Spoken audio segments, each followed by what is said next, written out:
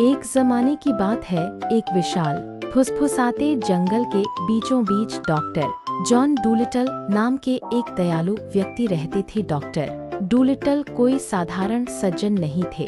वे जानवरों की भाषा बोलते थे और उनके गहरे विचारों और भावनाओं को समझ सकते थे। उनका धूप से भरा पीला घर एक कलकल करती नदी के किनारे था, जिसके चारों ओर पन्ने जैसे चमकते पत्तों से सजे ऊंचे पुराने पेड़ थे। हर सुबह जैसे ही धूप की सुनहरी किरणें छतरी से छनकर आती, डॉक्टर डूलिटल अपनी पुआल की टोपी पहनकर अपने पशु मित्रों का अभिवादन करने के लिए बाहर निकल आते। पोली नाम का तोता था, जिसे चुटकुले सुनाना बहुत पसंद था, और गिगी नाम का गोरिल्ला, जो हमेशा प्यार से गले लगाने के लिए तैयार रहता था। चीकी नाम का चिपमंक अक्सर लुकाछिपी खेलता था, जबकि ट्रुडी नाम का बुद्धिमान कछुआ जंगल के इतिहास की कहानियां सुनाता था। एक शांत दोपहर डॉक्टर डूलिटल अपने पशु मित्रों को विशाल बरगद के पेड़ के नीचे इकट्ठा हुए।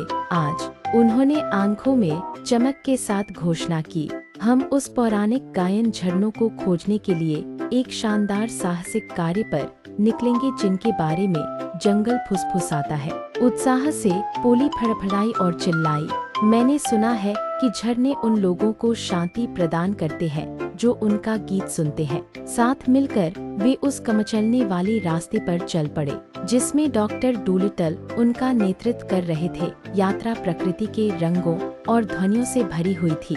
जीवंत तितलियां उनके चारों ओर नाच रही थीं, और उनके पैरों के नीचे की जमीन किसी आरामदायक कंबल की तरह मुलायम लग रही थी। जैसे जैसे वे और आगे बढ़े, उन्हें हर तरह के जानवर मिले। चंचल बंदरों का एक परिवार लताओं से झूल रहा था, उन्हें हाथ हिला रहा था, जबकि एक बुद्धिमान बूढ़ा हाथी गड़गड़ाती हुई गहरी आवाज में दिशाएं बता रहा था।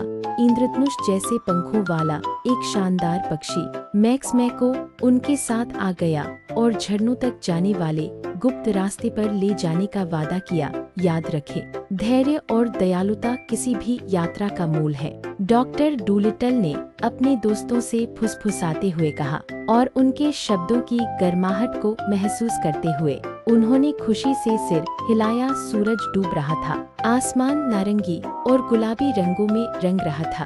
तभी उन्होंने आखिरकार उसे सुना, चट्टानों पर पानी के मधुर मधुर संगीत की ध्वनि। गायन झरनों तक पहुंचकर उनकी आंखें विस्मय से चौड़ी हो गईं, क्योंकि क्रिस्टल जैसी धाराएं सुरीली लय में झर रही थी। झरने के तल पर बने कुंड के चारों ओर इकट्ठा होकर डॉक्टर डूलिटल और उनके दोस्त ध्यान